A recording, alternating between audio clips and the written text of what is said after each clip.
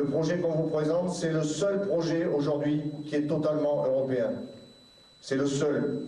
Tous les autres projets sont des projets franco-français qui nous amèneront à une chose, c'est marqué, et ils le disent assez dans les journaux et partout, c'est des projets qui sont faits pour aller foutre sur la gueule aux Allemands ou aux Belges. Aujourd'hui, le but qu'ils ont, c'est ça. Ils nous disent tous, les Français, vous n'êtes pas compétitifs, vous devez aller vous améliorer, vous devez produire plus, on doit aller investir le marché allemand, investir la Belgique, investir toute l'Europe avec nos produits, et on doit faire disparaître les producteurs dans les autres pays. Donc nous, on a toujours dit que la seule issue pour la production laitière française et pour les producteurs de lait, et pour toute la filière, c'est un projet européen. Aujourd'hui, on doit être producteur de lait européen avant d'être producteur de lait français. C'est la seule issue au système, c'est la seule issue pour arriver à quelque chose. Donc Paul a parlé de la Suisse. Moi, je vais vous présenter un petit peu la situation dans deux autres pays. Parce qu'il y a un autre pays qui n'est pas très loin de chez nous, dont on entend beaucoup parler, surtout par des fameux économistes qui font pas mal de réunions, en nous prônant que ces pays-là, un pays d'Europe du Nord, c'est la solution. Il faut aller vers ce schéma-là. Il faut aller dans cette direction, il faut faire comme les Danois. Il faut aller dans le système danois. Le système danois, c'est magnifique, c'est formidable. Les producteurs, ils sont heureux. Ils ont 1 million de litres de lait par UTH. Ça, c'est le système. Alors, bon, grâce à l'EMB, on a rencontré des producteurs danois. Et puis, j'ai eu l'occasion de rencontrer un journaliste qui est allé faire un reportage sur le Danemark. Donc, les producteurs danois qu'on avait vus à l'EMB nous avaient déjà dressé un tableau... on avait du mal à croire ce qu'il nous disait. Et là, le journaliste m'a confirmé texto tout ce qu'il nous avait dit. Donc je vais vous donner quelques chiffres. Donc vous êtes assis, ça va aller. Vous n'allez pas tomber trop par terre. Donc en France, la moyenne de frais financiers par 1000 litres de lait, on est en moyenne à 35 € des 1000 litres de frais financiers. Tenez-vous bien, au Danemark, ils sont à 120 €. C'est-à-dire qu'ils remboursent en moyenne 120 € d'intérêt par 1000 litres de lait. Pour un prix moyen en 2009 de 280 €. Donc il reste 160 € pour faire tourner la boutique et pour essayer de manger. Premier chiffre. Est-ce que c'est formidable ce système-là? Moi c'est vrai que ça m'intéresserait de rembourser 120 € de frais financiers. C'est sûr que ça doit être pas mal. Hein. Après, deuxième chiffre, ils ont investi 3 € par litre de lait.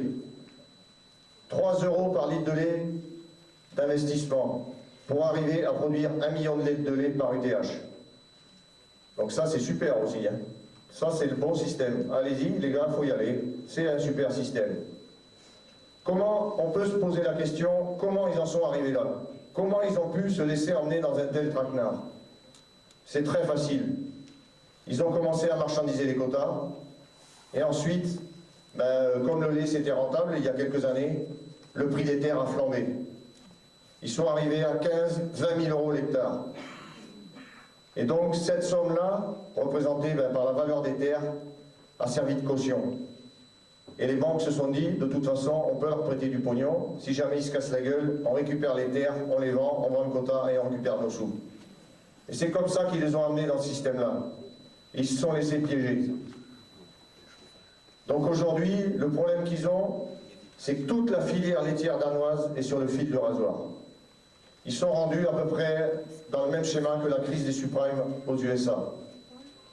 C'est-à-dire que le problème qu'ils ont, c'est que vu la fin des quotas, vu la chute du prix du lait, eh ben, le prix des terres se casse la gueule. Parce que les exploitations ne sont plus rentables. Donc qu'est-ce qui se passe? C'est que les banquiers commencent à se dire, mais comment on va récupérer nos sous?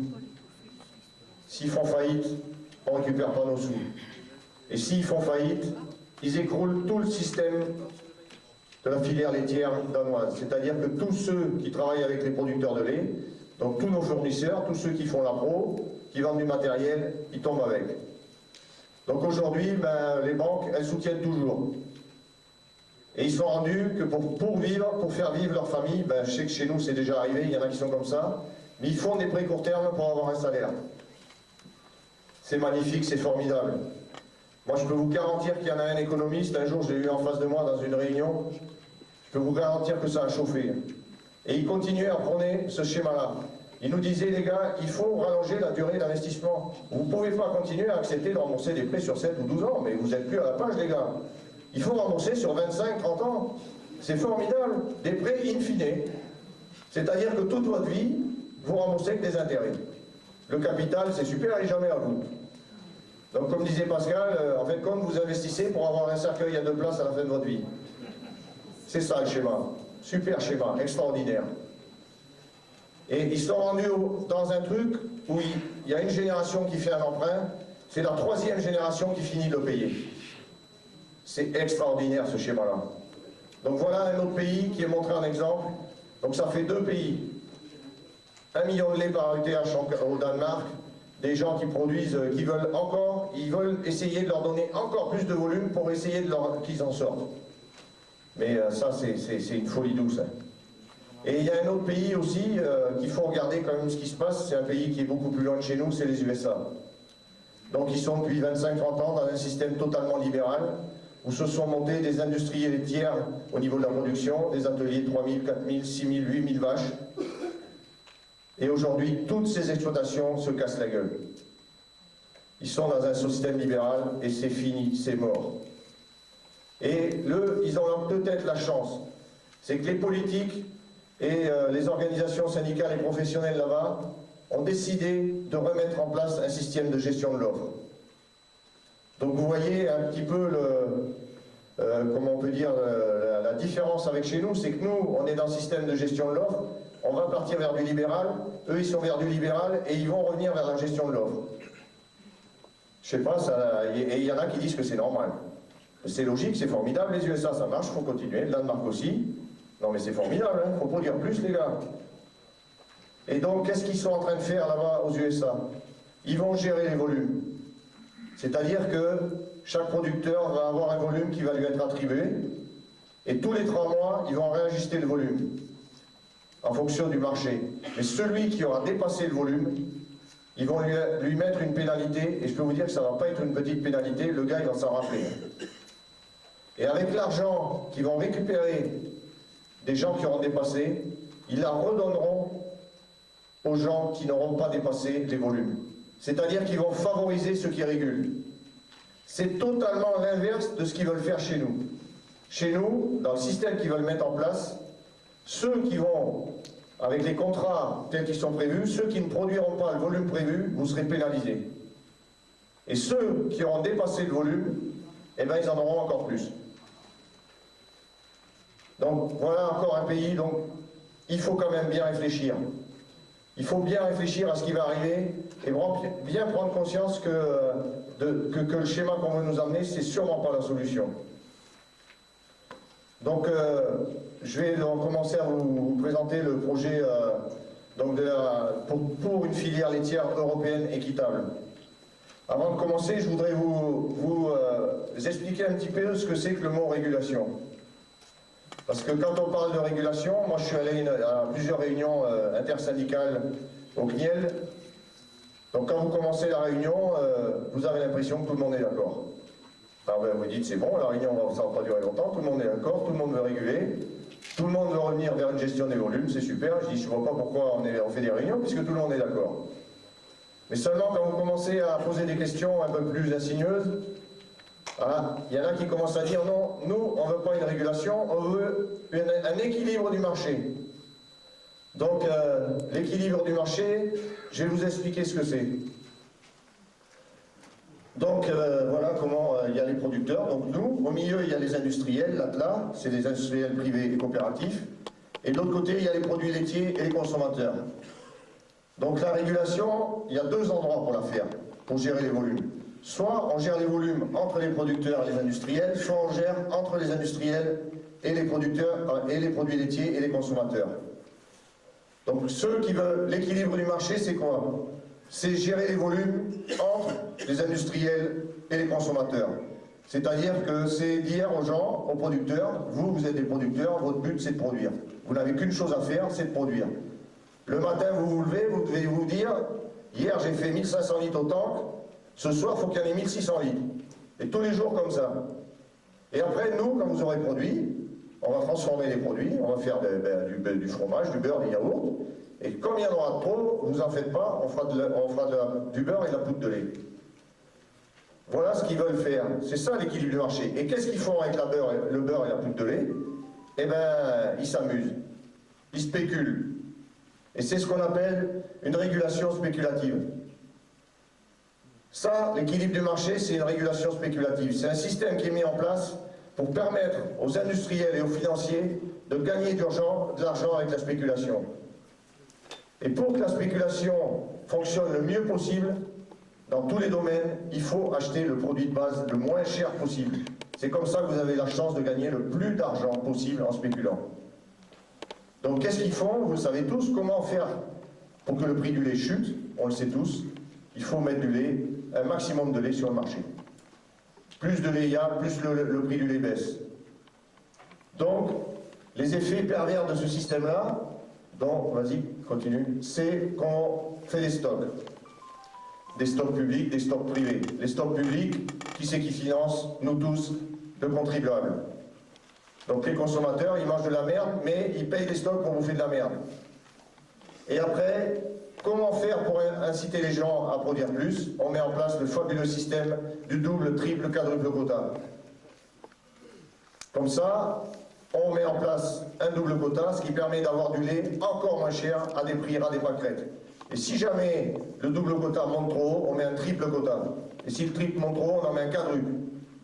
Et comme ça, ça leur assure d'acheter du lait le moins cher possible. Donc après, ils ont mis un outil formidable. Un outil en place qui est un outil formidable qui s'appelle le marché à terme. Le marché à terme est en place pour les produits laitiers, le beurre et la poudre de lait depuis le mois d'octobre. Bon, on a tous la possibilité d'aller vendre du lait sur le marché à terme, mais celui-là, vous n'aurez pas droit. C'est-à-dire que si un jour, on se réunissait, on monte une tour de séchage, on fait de la poudre de lait et du beurre, puisqu'on se dit, ben, on n'est pas plus con que les autres, on va essayer d'y aller, nous aussi, si on est obligé. Et on va aller sur le marché à terme, mais là, vous n'aurez pas le droit. Il n'y aura que les industriels et les financiers qui auront le droit d'y aller. Vous aurez le droit qu'à une chose, c'est de produire. Donc, outils formidables qu'ils mettent en place. Ils ont tout prévu. Et après, qu'est-ce que ça a comme conséquence sur nous? Ben, la volatilité des cours. On connaît ça par cœur, il y en a de plus en plus, c'est ingérable. Et donc, ce qui fait que pour nous, il n'y a aucune visibilité. Il y en a un qui a sorti à une réunion intersyndicale une fois qu'aujourd'hui ça allait mieux par rapport à 2009 parce qu'on avait de la lisibilité. Ben, j'ai dit, il faudra que tu nous prêtes tes lunettes parce que nous, on n'y voit toujours rien. On voit rien, nous. Soit qu'on est aveugle, il faut qu'on aille tous acheter un chien, soit il y a un problème. Ils appellent ça de la lisibilité. On ne sait même pas le prix un mois à l'avance. Les croquettes pour le chien, on les payera le prix, hein, ouais, parce qu'elle me dit. Et en plus, donc, la lisibilité, c'est facile. Donc, vous pouvez demander tous à votre laiterie ou aux responsables de l'interprofession laitière combien on va être payé au mois d'avril. Posez-leur la question. Si vous en trouvez un qui vous dit le prix, eh bien celui-là, il faut le garder. Et puis vous l'emmenez devant les journalistes et vous lui dites qu'ils disent les prix pour le mois d'avril. Impossible. Il n'y en a aucun qui veut dire un prix. Même moi, de toute façon, je ne vous dirai pas. Je n'en sais rien. Et de toute façon, je m'en fous. Parce que je sais très bien que le prix qu'on aura, il ne sera pas durable. Peut-être ça sera 400, peut-être 500, peut-être 200, peut-être 150. Mais c'est de toute façon pas ça l'objectif. L'objectif, c'est d'avoir un prix durable et de mettre en place un système qui permettra d'avoir un prix durable. Comme ça, un mois avant, un an avant, 2 ans avant, on aura la certitude de pouvoir faire tourner nos exploitations et de pouvoir faire manger nos familles. C'est ça le problème. C'est ça qu'il faut obtenir. Donc la fixation de savoir combien on va être payé le mois prochain, c'est pas l'objectif.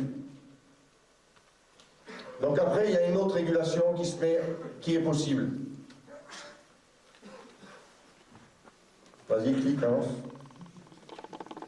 Enfin, il ne connaît pas la bécane. Alors.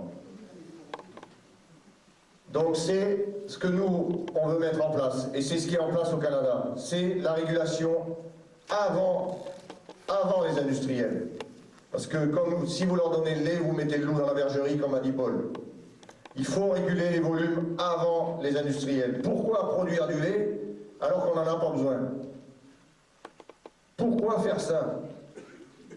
Donc, ça c'est de la régulation, ça c'est adapter l'offre à la demande. Et c'est le seul moyen d'avoir une filière laitière équitable. Puisque le but du jeu, c'est pas de faire crever les industriels aussi. Hein. Les industriels en ont besoin. Mais le but du jeu, c'est de récupérer la part de valeur ajoutée qui nous revient. Elle doit nous revenir. Donc, tu veux me parler ?